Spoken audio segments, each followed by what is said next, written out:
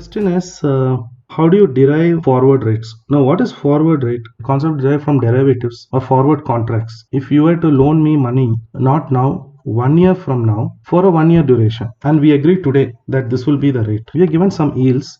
Basically, these are spot rates. We are given spot rates for what time period? We have given spot rates for 1 year, 2 year, and 3 year. So typical of a forward contract, right? I will sell you something in the future 3 months down the rate, but this is the rate today. We have to agree on the rate. A forward rate is very similar to that. What is interest rate on a contract 1 year down the line for a 1 year maturity or a 2 year maturity? It doesn't matter. That maturity doesn't matter. What is the rate 1 year down the line for a 1 year maturity, 2 year down the line for a 1 year maturity? So essentially we are talking about the third year end. If you're talking about 2 years from now, a 1 year contract, essentially that principal will be paid at the end of the third year. Forward rates are future rates. They are not today's rates, and it's speculative. It is in the sense you and I agree that this is the rate for a future contract. And look at the naming convention. If you look at this cell 1y 1y, okay, see, this is not a standard convention. I find this as the easiest way of representing. The first, this 1y represents the time into the future, time going forward in future. 1 year from now, what is the 1 year rate? The second term, the second 1y is the tenor, you call it. Tenor means that duration of that contract. Okay, 1 year from now, what is the 1 year rate? Similarly, if you want to go down and see 2y 1y means 2 years from now, what is the 1 year rate? So that 1 year applies from second year to the third year. Second to third year, that contract you are agreeing today. The second to third year, we will enter into a contract. You give me money or I give you money, but this will be the interest rate. Okay, that is the forward market principle. This forward rate is derived from forward markets. Now the question is, we are supposed to derive forward rates using spot rates. And you're supposed to derive this. For example, you are saying 1 year there is a loan arrangement for 2.548%. 2 years cumulatively 2.983%. So the question is, what will be the intermittent rate from that first year to the second year? There is a 1 year, no? That is the second year. The second year alone, what is the interest rate? That is forward rate. That's not visible here. We have to calculate. It's a break-even interest rate. A 4-year FD in a public sector bank gives you so much rate, 8%. A 5-year FD gives you 9%. So shall I hold the 4-year FD, liquidate it, and then invest in a 1-year FD at that point of time in future? Or shall I invest in a 5-year FD today? You can do this break-even analysis. You can take this and see that rate chart, and you'll see that 4 to 5 year there is a break-even interest rate. Should you wait today, or you think that no, in that 4th and 5th year, that forward rate that the bank is offering, it's implicit in that contract, in the 5-year contract, is much higher than a 1-year rate 4 years down the line. If you think that's better, then you should remain locked in a 5-year FD. Or if you think that break-even interest rate offered by the bank is not good enough, they are underpricing it, I'm sure that if I wait for 4 years, that 4th to 5th year, the 5th year rate will be much higher. Then you can invest in a 4-year FD and liquidate and invest in a 1-year FD. Now we'll see 1 year from now, what is a 1-year forward rate. Okay, and before that, the spot rate in 1 year and the forward rate are always the same. Both are same, because today you are saying 1 year from now, this is the interest rate. In forward market also, you will say the same thing. 1 year from now, this is the interest rate. So spot rate, so if there is a forward rate here, the spot rate, first you can fill up this. Spot rate is the same. How do you calculate the rate between these two dates?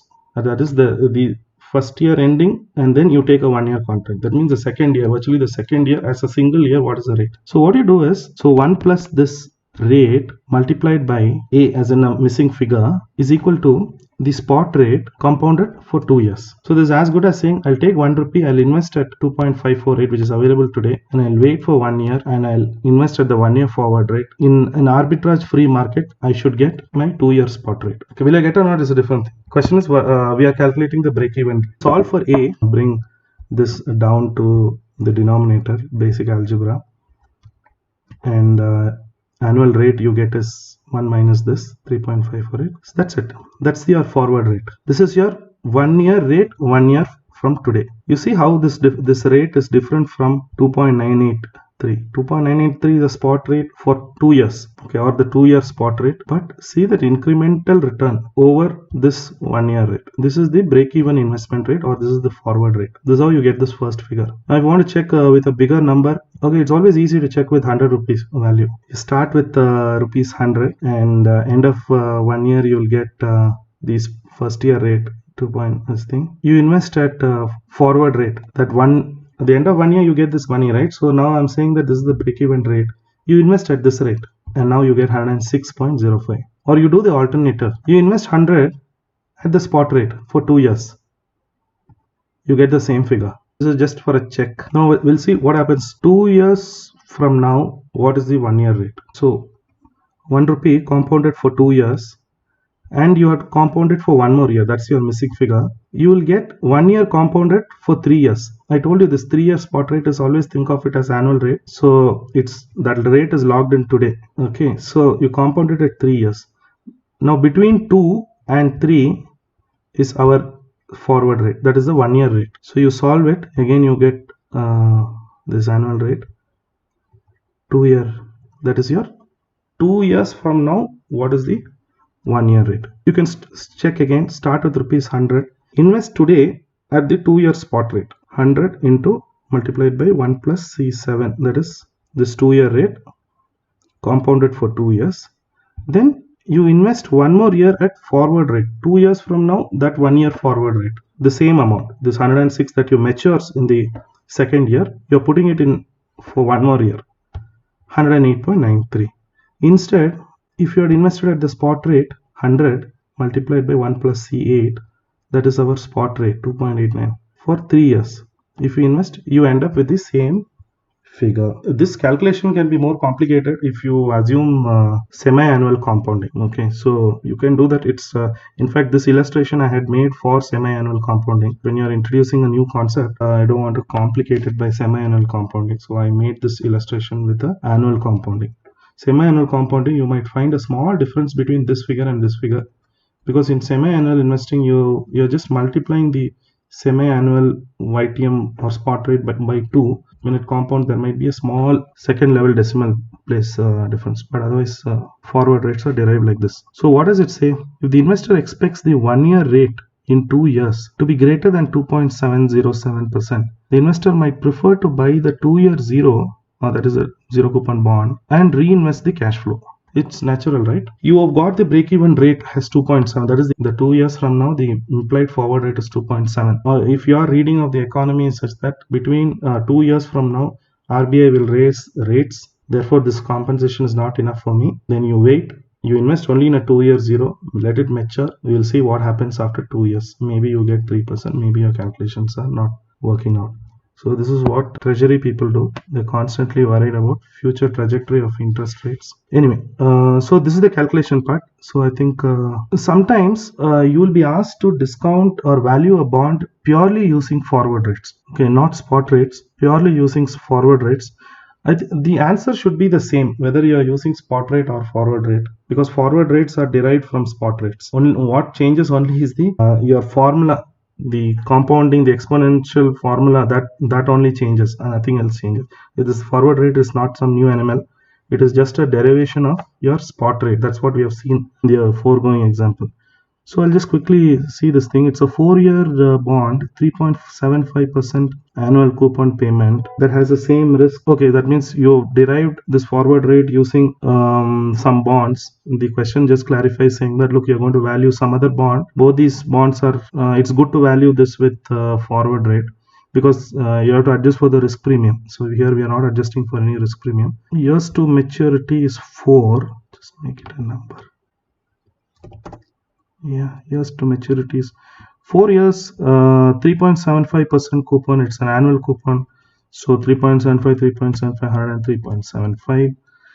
103.75. You have got discounted values, but what are these discount? How are we arriving at these discounted values? We are supposed to take these forward rates. So I have a small table below. This is 0 years from now, that is today, 1 year forward rate. That is that I told you it's the same as a spot rate. 1 year from now, what is the 1 year forward rate? 2 years from now, what is the 1 year forward rate? Etc. etc. Basically, I've copied the problem, the data in the question itself. These are the rates. Now I need to put an equivalent spot rate during a period. Okay, so in spot rate terms, this is a 1 year rate. I need 1 year rate, 2 year rate, 3 year rate, and 4 year rates. Why? Because the cash flow table requires 4 values.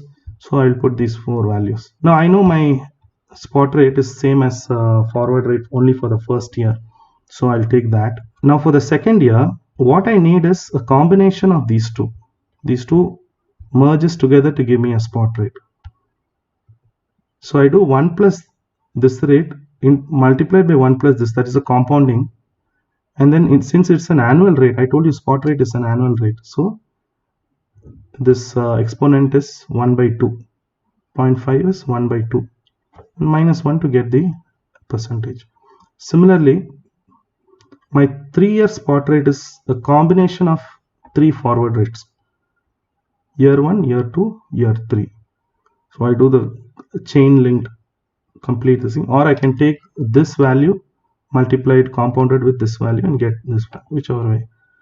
And I need to divide square root by 1 by 3, compounded by 1 by 3 to get the annual rate. So similarly, the last thing. So I get spot rates for 4 spot rates. Now this can be used to divide. Go into your cash flow table. So to the power of 1, then this cash flow divided by 1 plus spot rate raised to the power of 2, and if you take this cash flow, it is raised to the power of 3, and the last thing divided by 1 plus the last year's spot rate raised to the power of 4, and then I total this is your normal table. So you get your discounted value, which is the theoretical bond price or the bond price, assuming these forward rates. So so that's why you cannot straightforward use these forward rates for discounting, because these forward rates live in the future in between 2 time periods. Okay, so to bring it back to the present, you have to calculate the spot rates, or if you are very clever, you can directly do it here itself. 1 plus this rate, 1 plus this forward rate multiplied by the previous period's forward rate. You have to visualize it. Okay, when I discount it, it comes to 1 year and then I have to bring it back, but that's a little error prone. Instead of that, you can finish your spot rates and come back and discount.